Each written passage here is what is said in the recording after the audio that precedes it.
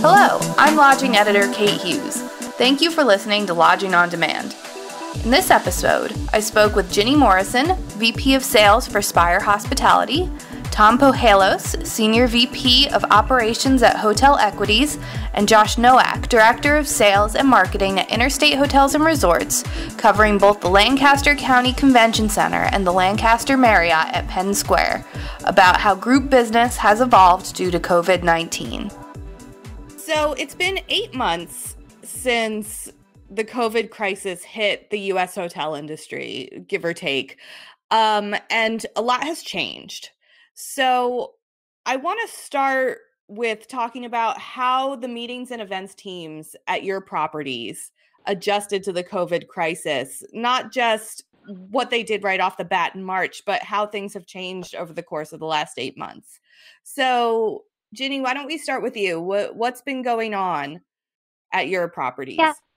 I mean, I would say that flexibility has really been the critical component. And not that they weren't flexible before, but the flexibility has taken it to a new level, really. There's so many changes, so many more changes than ever with every single group that occurs due to the socially distanced events.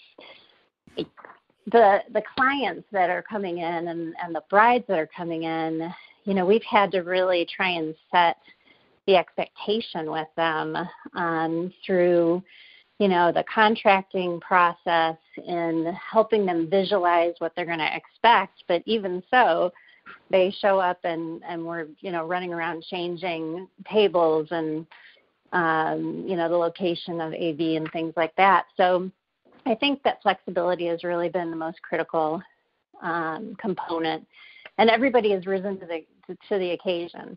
You know, the other thing is everybody wants to make sure that our employees and our guests are safe. So that's really our top priority, and I think everybody's really rallied around that and really focused on that. And Tom, what about your experience? What's been different over the last 8 months, and how have things changed? No, you know, piggyback on what Ginny said, I think that's exactly right. You know, it's about flexibility, but, you know, it's about also kind of trying to reinvent the process a little bit, you know, as we have, you know, throughout all of our operations in the hotel. You know, it's building on, you know, what Ginny said at the end in terms of doing it safely. You know, I think focusing on building consumer confidence is so important. You know, one of the ways that, you know, we're doing that kind of through, you know, sharing, you know, what we're doing, you know, with our clients, not only with the brand, you know, the brand has all their protocols, you know, we have, you know, several different brands, but also what Hotel Equities is doing. You know, we've, you know, have initiated kind of what our Health First program that talks to the customers and consumers about, you know, what we're doing to ensure their safety. You know, that's really, you know, obviously so important. You know, you don't want to build that comfort level with anybody that's going to use your hotel. Make sure that, you know, they feel safe and secure in coming in. But also, I think, you know, it's reimagining, you know, kind of reinventing and reimagining the meeting space to become more flexible. You know, we have, you know, just as Marriott, you know, has, you know, come up with their, play packages and sending the or providing workspace for those who are kind of tired of becoming fatigued with working at home. So, you know, just trying to reimagine the space and you know, keep it safe and you know, training our teams to really comb for business in their backyards, I think, is primarily what we've been doing. Great. And Josh, what about at your properties? I think, you know, obviously the last 6 to 8 months, as you had mentioned, really was preparing constructively for the return of safe and successful events. You know, especially when we were talking about anywhere events from 5 to 5,000 people. And so the theme really has been more so now than ever is collaboration and communication, because things just change all the time, not just from a federal standpoint, but locally, and all the ordinances that you need to follow, for sure. And really, it's all about just reassuring the customer that they can have a safe and successful event. It may look a little bit different, and we'll continue to exercise agility and make sure that it's still a impactful event, but it just may look a little bit differently. And so we again have been on the same kind of theme that Ginny and Tom just mentioned, talking about our reinforcement of our safety protocols, and in a lot of cases, specifically here at the Lancaster Marriott and Convention Center in Lancaster, Pennsylvania, we went as far as to get a GBAC star accreditation, which helps, as we were kind of talking a little bit before, about building some consumer confidence that we're prepared for when they're prepared to return. So let's keep going with you, Josh. Are things better now than they were in March and April? And how are you adjusting now that cases are spiking again? Yeah, well, I think in March and April, no one was 100% sure what we were dealing with. And we're still learning for sure. But I think now we feel there's greater opportunity for the industry as we head into the new year. And, we've been receiving some positive news about vaccines and things like that. So I think we feel like at least we're striving towards things. And we have been having a lot of smaller meetings, but really the key is, when we specifically see the return of the larger scale events, and when those do happen, how do they look, for sure. And Ginny, what do you think about this? Yeah, I think things have definitely improved since that March and April time period. I mean, the amount of cancellations that our teams were focused on and really using their time renegotiating and pushing and rebooking, really didn't lead to a lot of positive booking activity. So in October, we actually saw the first positive booking trends. We booked more than we canceled. So that was a pretty exciting thing to see. But we're seeing, small meetings, lots of weddings, sports groups. We're seeing future booking activities. The restrictions and the areas that we have restrictions are more strict restrictions, because we've got hotels all over the country, have slower and smaller lead volume, but there still are opportunities, and we are, definitely seeing, positive activity in a lot of different segments. And Tom, what about you? Where are you seeing business coming from right now? Yeah, same. I mean, similar to what everybody's saying, but really our destination drive markets, are much stronger. They're kind of families and getaways, and seeing some a little bit of Smurf business even. Where it can be done, kind of safely. For example, our beach locations, ironically enough, have been doing really well, through the process. So you have a couple of hotels that are actually, exceeding last year's, 2019's numbers through the fall. And I think a lot of that has to do with the fact that, with a lot of homeschooling and work from home, people have a little bit more flexibility in those segments, the Smurf segments, to kind of, still kind of take their families away, kind of meet up with the rest of their families. So that's where we've had the most success. In our extended stay hotels, obviously, and it's just, the same trend as it is across the country, where extended stay seems to be a little bit stronger. Some small meetings, in those hotels with companies that are trying to get back into travel. Like everybody has said, I've seen steady improvement since March and April. And even though, with this most recent outbreak, we really haven't seen a tremendous decline. We're cautiously, optimistic and are watching kind of the trends. Going to be skewed a little bit with just kind of what's coming up with, the holiday travel and Typically, obviously, this is a time of year, regardless of a pandemic or not, where things seem to slow down. So we're watching kind of how that impacts our overall business over the next couple of months and into the first part of the year. But as Josh said, kind of excited about, the possibility of vaccines maybe helping to keep the first quarter a little stronger. Are your sales teams actively looking for group business, or is it kind of you're taking what comes, or how are you managing that?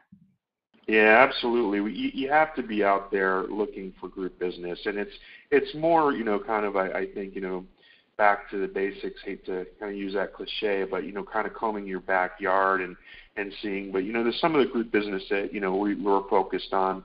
Ginny touched on some of it is, or a lot of it actually is, the sports teams and concert events and wedding, business. There's a lot of, there's some pent up demand there, certainly from that standpoint of folks that have kind of canceled or put their plans on hold that are, optimistic that, by at least the second half of 21, we'll see, an opportunity for some of those segments to return. So we are seeing, and even in some smaller pockets, some convention business that's planning to move ahead with their conferences for for the latter part or second half of 21. So absolutely, you've got to be out there looking for group business right now. Can't wait for it to come to you. You've got to be aggressive in going out and getting it because it's so competitive. So, Ginny, have you been finding the same thing? Where are your teams looking for new group business, or are they returning to some wells that they were using in 2019? Yeah, I'll tell you, our teams have never stopped looking for business. Our mantra has been every single room matters. We've had really ongoing engagement with our top accounts from the very beginning, just really wellness checks. Now, we're sending them videos, video messages, or FaceTiming them so they can see, some of our socially distanced meeting setups. We're leveraging our front desk quite a bit, who have really been a great team member in helping us understand who's traveling and why, so we can follow up on those trends.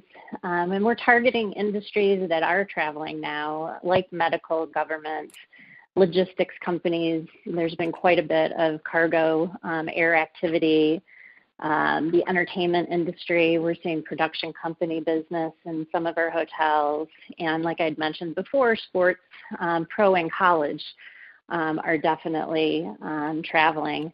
And I really think like the production and the sports events have really figured out, what's going to be important in the future for groups and for our industry to really bounce back.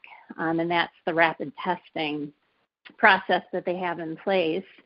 And, I think they've had really good success with identifying when somebody does have a problem, isolating them, and then continuing their program. But we've just, we've really focused on constant engagement and really looking for business the same way we ever did, through Nolan, through Agency 360, but really understanding the trends of who's traveling right now, because it is a short-term game right now, and we have long-term, bookings that are happening, but we need to really shore up our business right now. We've actually developed a program too, called Meet, that is a guarantee for our meeting planners and weddings that if there is a problem or, with the restrictions, that they can get out of their contract or have no cancellation attrition fees. So that's really helped close business and just build confidence with the flexibility of those booking terms. And Josh, what about at your hotels? Where are you guys looking? No, absolutely. I think it's more important now than ever to continue to prospect for business. We're certainly in the window now for bookings in 22, 23, and 24 in convention hotels. So, and the composition of that business hasn't really necessarily changed, but we want to be, front and center as we return to business. But yeah, I mean, it is critical to keep an eye on that future pace. I know we can be hypersensitive just about the next month and the next quarter, but you really have to be long-term planning as well. So while it's difficult to high five, or I guess now elbow bump about a booking in 23, it's just more important now than ever. And so really what we've been doing to prospective guests, I mean, our team is equipped with new ways to engage them. So, whether it be new diagramming software that shows them, custom floor plans or virtual tours and videos and things like that. So that's here now, right? That's not coming in the future. And that's how we'll continue to engage guests. Ginny, what impact do you see a vaccine having on meetings and groups?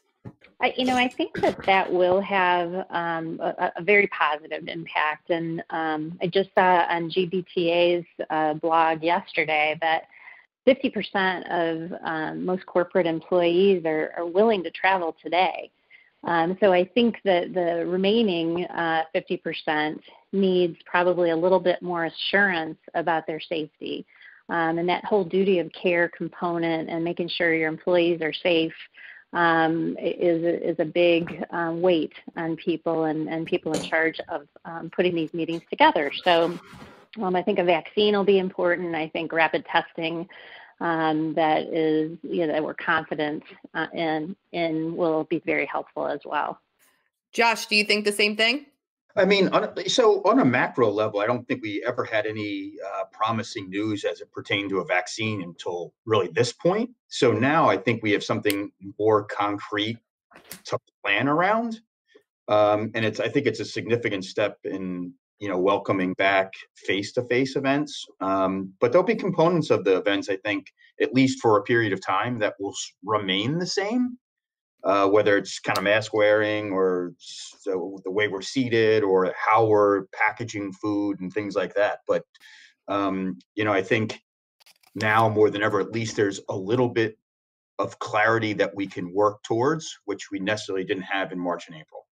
Tom, what's the vaccine news? How's that been making you approach this whole crisis? Yeah, I think, it's interesting, the stats that Ginny quoted.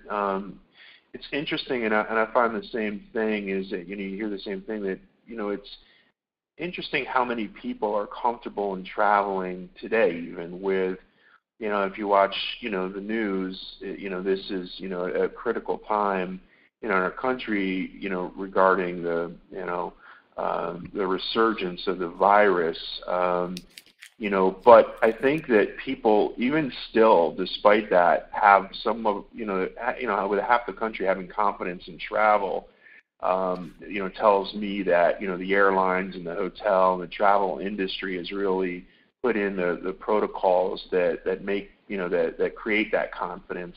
So I think, for the rest, this vaccine certainly absolutely will help. I think it's going to take a little time, honestly.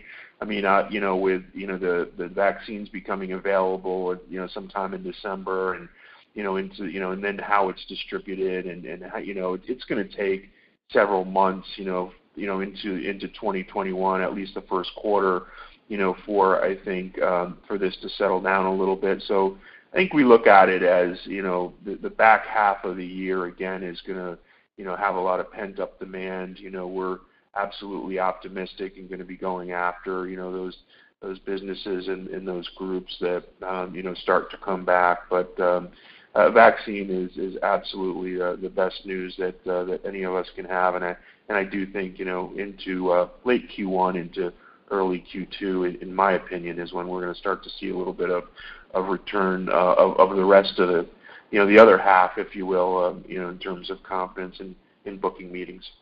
So my last question for all of you is, what advice do you have for hotels looking to drum up business at this time? Because it's still, despite the signs of recovery, there are still outbreaks, numbers are still spiking, and it's still a very, very difficult situation. So, Tom, why don't you start? What advice do you have for someone looking to build this? It's going to sound cliche, Kate. Really is really have to be creative and think outside the box and try to reinvent maybe some group business and or look for ways to use your space creatively. Again, like some of the brands are doing in terms of offering guest rooms, for individuals, but in the meeting space, looking for business that's that has a stronger potential to book, and I think it's really you've got more success in combing kind of your backyard and looking for local group business, trying to get what you can. I think there's going to be like I said, a little bit of a pent-up demand for some Smurf business. So really, just being aggressive, creative, and getting out there, pulling out the old playbooks, and doing whatever you can to make sure that you're hitting every possible segment that you can. Ginny, what about you? What advice do you have? Well, I have a couple of years of experience, so I'm just gonna say that some of these things people have probably heard me say for years, but we've got to fish where the fish are. There's just less of those fish right now, so we've got to really stick to the basics. I think as Tom and Josh have mentioned, we've got to really be the first to respond to leads and just do the things that we, have a harder time doing now that we've got a smaller office. So we've really been trying to leverage email campaigns and digital marketing campaigns, and layering that in to try and target interest with people. I think, we just have to clearly communicate what the new normal is, because I think that really builds confidence with the end user that you really know what you're doing. I mean, we've had clients come and really check out our hotel probably more than ever just to make sure our employees are wearing masks, that there really are sanitation stations, how are we set up for the socially distancing, check-ins. So we have to build confidence and continue to build confidence. And at the end of the day, we've got to be super persistent. So we've got to continue to make all the calls we've ever made and more, because at some point the business is going to come back to normal levels. We've got to be top of mind with the people that are ready to book and ready to do business again. And then Josh, why don't you bring us home? What other advice would you have? Yeah, I mean, Tom kept making a couple of references about using cliches, and so I'll use one too, I guess. Yeah, I think number one is just have to remain relentlessly positive. From our employees to our guests to meeting planners about our ability and all the steps that we have taken to safely, reopen events. And doing them is one thing, right? It's terrific, but communicating to them how you're doing it and what you're doing is the second thing. And so that really is a big factor moving forward. And obviously that the 3 to 4 hour drive-in for attendees to events and meetings and conferences and conventions are obviously a really important target. I think the other side of it is, showing them the ability that you can do hybrid formats. I think that's a differentiator for sure, how you would do that for people that are still uncomfortable. And then lastly, I think, which, talking a little bit about your destination and not just the four walls of your of a facility, is how do we show customers that there's year-round dining options or there's outdoor activities, and how's the walkability of an event destination. I think just thinking a little bit differently to what the needs of an event are versus just the dates, rates, and availability. And I think collaboration, as we started the conversation, is more critical than ever, because things change, and I think the customers understand things are changing on our side, but they more now than ever want to feel like they are truly a partner, and continue to work with them on clauses and contracts that make it a little more accessible. Wonderful. Well, thank you all so much for making time today, and hopefully we'll all be able to meet in person soon. Yeah, thanks, Kate. Good meeting you, Ginny, Tom. Appreciate it. Thanks.